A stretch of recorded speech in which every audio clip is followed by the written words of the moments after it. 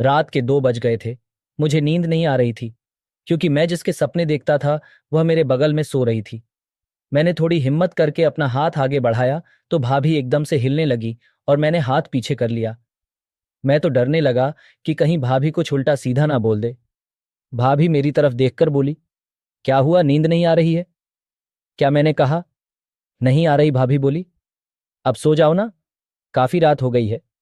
ये बोलकर भाभी फिर से सो गई। थोड़ी देर बाद जब मुझे लगा कि भाभी गहरी नींद में सो गई है, तो मैंने, मेरा नाम राज है और मेरी उम्र 25 साल है।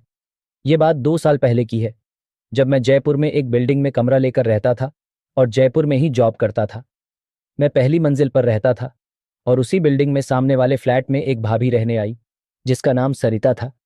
उसकी एक छोटी बेटी भी थी।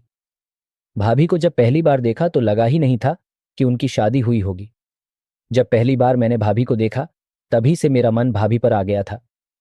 भाभी अपनी बेटी के साथ अकेली ही रहती थी और उसका पति कभी कभी महीने में एक बार आ जाया करता था, तो मैं समझ गया कि भाभी का भी वह करने का मन करता होगा। भाभी किसी हॉस्पिटल में नर्स का काम करती थी। भाभी हर सुबह हॉस्पिटल के लिए निकलती और मैं भी उसी समय अपने काम के लिए निकलता था। जब भाभी घर वापस आती तो मैं भी उसी समय घर वापस आता। कुछ दिन तक ऐसे ही चलता रहा।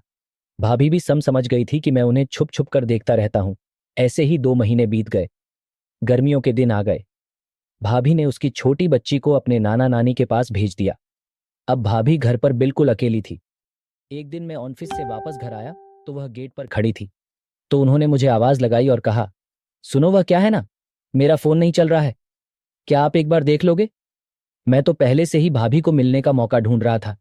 मेरी पहले भी भाभी से कई बार हुई थी, पर हमेशा उनके साथ कोई ना कोई होता था। मैंने कहा, भाभी मैं कपड़े बदल कर आता हूं, फिर आराम से देखूंगा। मैं अपने रूम पर आ गया। मैंने कपड़े बदले, फ्रेश हुआ और भाभी के रूम पर चला गया। मैंने जाकर घंटी बजाई तो भाभी ने दरवाज़ा खोला। मैं अंदर जाकर सोफे पर बैठ गया और उसके मोबाइल को ठीक करने लगा। थोड़ी देर में मैंने उसके फ़ोन को सही कर दिया। तभी भाभी मेरे लिए कुछ खाने पीने को ले आई। बस फिर क्या था, मैं चाय पीता रहा और भाभी को देखता रहा। थोड़ी देर बैठकर हमने यहाँ वहाँ की बातें की। मैंने भाभी से उसका नंबर भी ले लिया, यह कहकर कि किसी चीज़ की ज़रूरत हो तो मुझे फ़ोन कर दे। और फिर मैं अपने घर वापस आ गया। रात को करीब जोन 10 बजे भाभी ने मुझे मैसेज किया कि थैंक यू। तभी मैं समझ गया कि मेरा काम बन सकता है। फिर हम दोनों एक दूसरे से बातें करने लगे।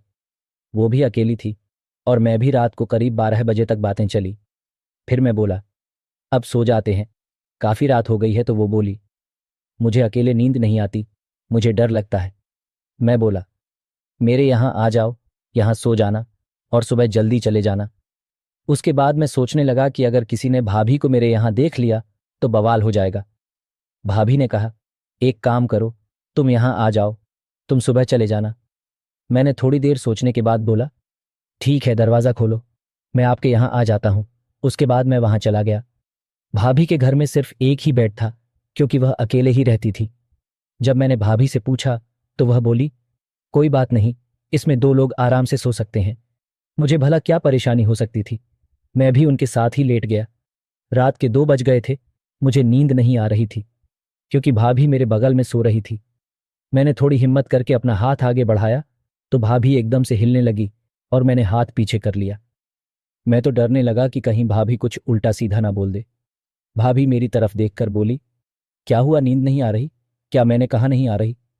भाभी बोली, अब सो जाओ ना, काफी रात हो गई है। ये बोलकर भाभी फिर से सो गई।